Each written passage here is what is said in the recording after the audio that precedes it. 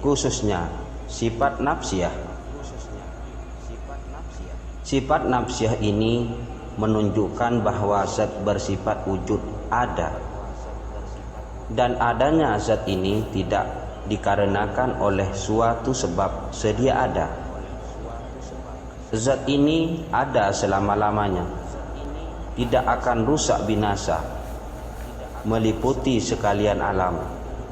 Yang meliputi sekalian alam inilah zat mutlak. Zat mutlak inilah energi ketuhanan. Manusia dapat mengubah energi, tapi tidak bisa membersihkannya. Jelaslah, maha ruang inilah energi ketuhanan. Satu saja, tidak ada dua, tiga, dan seterusnya. Berjuta bilion bintang di langit dan benda-benda angkasa lainnya, mengapa tidak berguguran ke bumi? Padahal tidak ada penyangganya. Bagaimana mungkin kalau tidak ada satu kekuatan besar yang menahannya? Tubuh maha ruang inilah yang dapat menahan berjuta bilion ton agar tidak saling bertumbukan. Nabi saja menuntut ilmu dari rumah beliau sampai ke Sidratul Muntaha. Manusia dari rumahnya sampai ke bulan saja belum sampai. Pengetahuan Islam sudah sampai ke fil ufuqih a'la, sampai ke ufuk tinggi.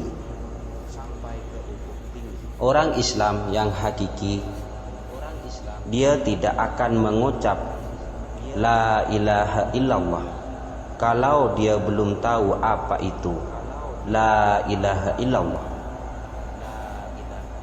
Dalam sholat, waktu takbir ihram, siapa itu Allah? Maka pentinglah mengetahui diri jasmani juga, bukan rohani saja. Jasmani pun mesti diketahui. Maka jasad ini perlu disucikan juga, bukan rohani saja. Jasmani bermaksud dengan cara nafsu, rohani bermaksud dengan cara keimanan, sedangkan nurani dan rabbani bermaksud dengan cara ketuhanan.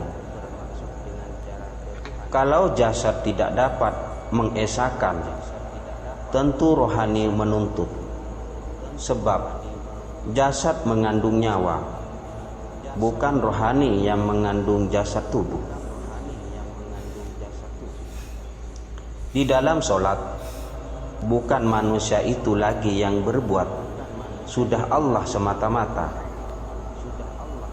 Kalau sholat itu sudah Allah semata yang ada, tidak perlu lagi mengaku diri kita ini Tuhan dan mau sama dengan Tuhan.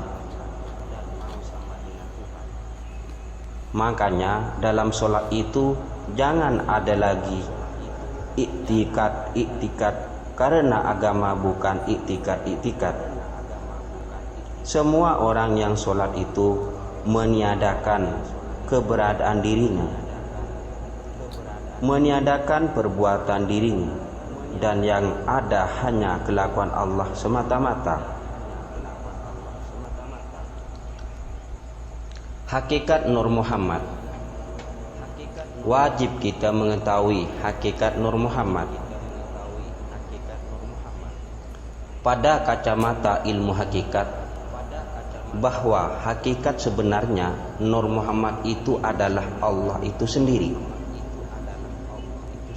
Nur Allah ibarat zatnya, Nur Muhammad sifatnya. Nur artinya kenyataan, Muhammad artinya terpuji. Menjadilah kenyataan sifat terpuji yang pertama Allah Subhanahu wa ta'ala. Dalam makrifat, pengenalan yang sebenar-benarnya, Hakikat Nur Muhammad itu bukan dikir-dikir lagi. Maka dengan hakikat Nur Muhammad ini tidak ada dikir-dikir lagi. Karena hakikat Nur Muhammad inilah bekal yang tidak basi sampai akhirat.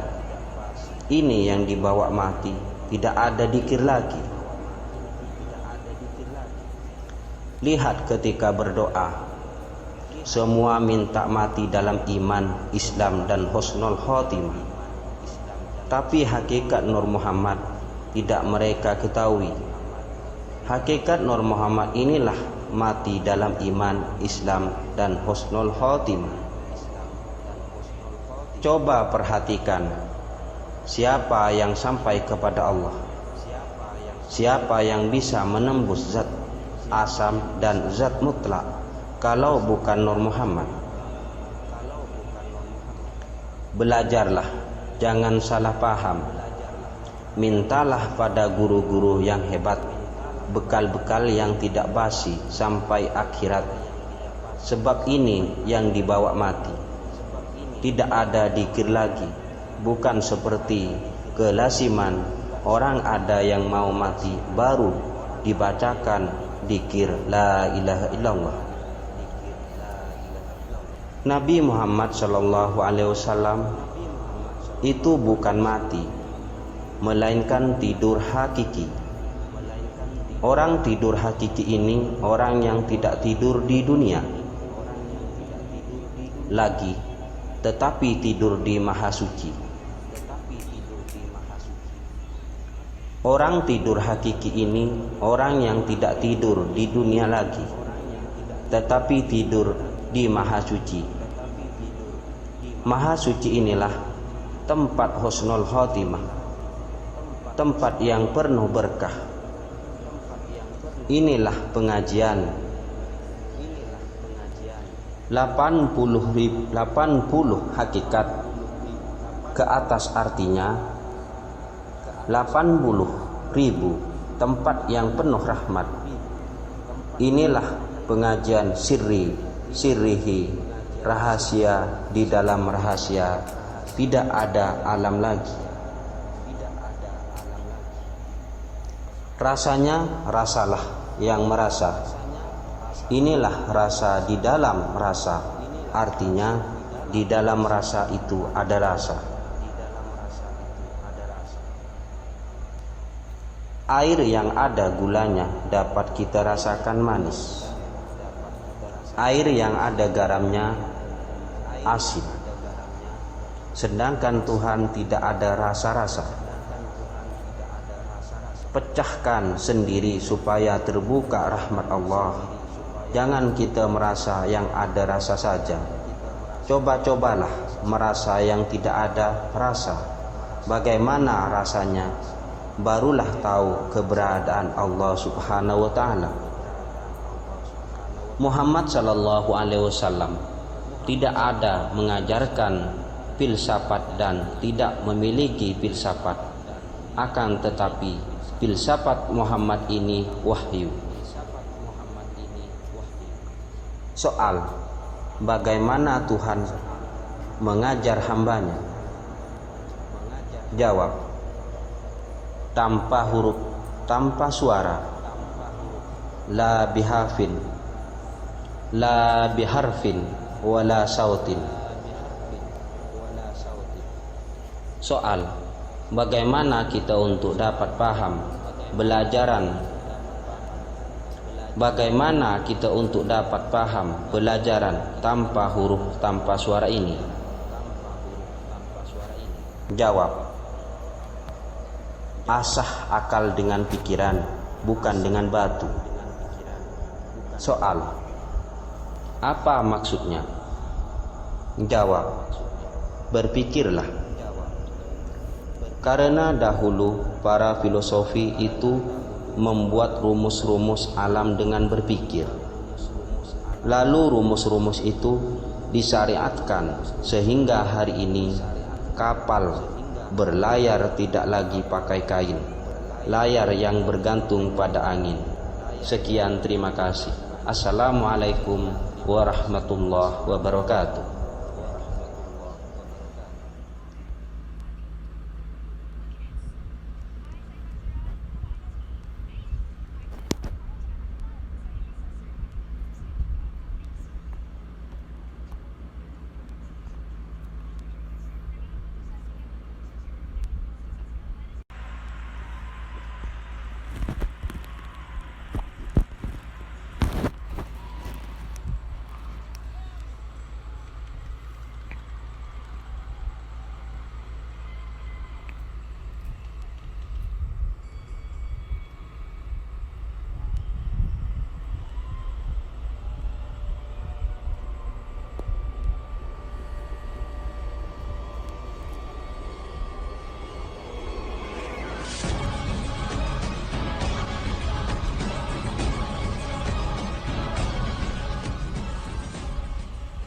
Bismillahirrahmanirrahim. Assalamualaikum warahmatullahi wabarakatuh. Hakikat Nur Muhammad. Zat ini masalah qadim, tidak dapat diketahui dengan panca indera. Sifat itu masalah baru, dapat diketahui dengan panca indera. Zat artinya diri, sifat artinya kelakuan. Siapa yang berkelakuan, tentulah diri yang berkelakuan, bukan sifat. Itu dikatakan zat dan sifat itu satu esa, tidak bisa bercerai. Ada zat, ada sifat, dan sebaliknya. Karena zat itu tempat beradanya sifat, atau sifat bertempat pada zat. Sifat itu keadaan yang ada pada zat, atau sifat adalah hal keadaan zat. Contoh, orang yang sedang demam, mengapa bukan demamnya yang disuntik dokter, malah bokongnya yang disuntik? Jadi demam itu hanya sifat. Sifat tidak bisa berada pada sifat. Sifat mesti berada pada zat. Zat dan sifat itu dua perkataan, tetapi satu maksud perkataan ini. Ada zat, ada sifat. Ada sifat, ada zat. Zat ini ada yang bersifat nafsiyah, ada yang bersifat salbiyah, ada yang bersifat ma'ani, dan ada yang bersifat ma'nawiyah. Khususnya sifat nafsiyah. Sifat nafsiyah ini menunjukkan bahwa zat bersifat wujud ada, dan adanya zat ini tidak dikarenakan oleh suatu sebab sedia ada. Zat ini ada selama-lamanya, tidak akan rusak binasa, meliputi sekalian alam. Yang meliputi sekalian alam inilah zat mutlak. Zat mutlak inilah energi ketuhanan. Manusia dapat mengubah energi, tapi tidak bisa membersihkannya. Jelaslah, maha ruang inilah energi ketuhanan. Satu saja, tidak ada dua, tiga, dan seterusnya. Berjuta bilion bintang di langit dan benda-benda angkasa lainnya, mengapa tidak berguguran ke bumi? Padahal tidak ada penyangganya. Bagaimana mungkin kalau tidak ada satu kekuatan besar yang menahannya? Tubuh maha ruang inilah yang dapat menahan berjuta bilion ton agar tidak saling bertumbukan. Nabi saja menuntut ilmu dari rumah beliau sampai ke Sidratul Muntaha. Manusia dari rumahnya sampai ke bulan saja belum sampai. Pengetahuan Islam sudah sampai ke fil ufuqih a'la, sampai ke ufuk tinggi. Orang Islam yang hakiki, dia tidak akan mengucap la ilaha illallah kalau dia belum tahu apa itu la ilaha illallah. Dalam sholat, waktu takbir ihram, siapa itu Allah? Maka pentinglah mengetahui diri jasmani juga, bukan rohani saja. Jasmani pun mesti diketahui. Maka jasad ini perlu disucikan juga, bukan rohani saja. Jasmani bermaksud dengan cara nafsu, rohani bermaksud dengan cara keimanan, sedangkan nurani dan rabbani bermaksud dengan cara ketuhanan. Kalau jasad tidak dapat mengesahkan, tentu rohani menuntut, sebab jasad mengandung nyawa, bukan rohani yang mengandung jasad tubuh. Di dalam sholat, bukan manusia itu lagi yang berbuat, sudah Allah semata-mata. Kalau sholat itu sudah Allah semata yang ada, tidak perlu lagi mengaku diri kita ini Tuhan dan mau sama dengan Tuhan. Makanya dalam sholat itu jangan ada lagi iktikad, karena agama bukan iktikad. Semua orang yang sholat itu meniadakan keberadaan dirinya, meniadakan perbuatan dirinya, dan yang ada hanya kelakuan Allah semata-mata. Hakikat Nur Muhammad.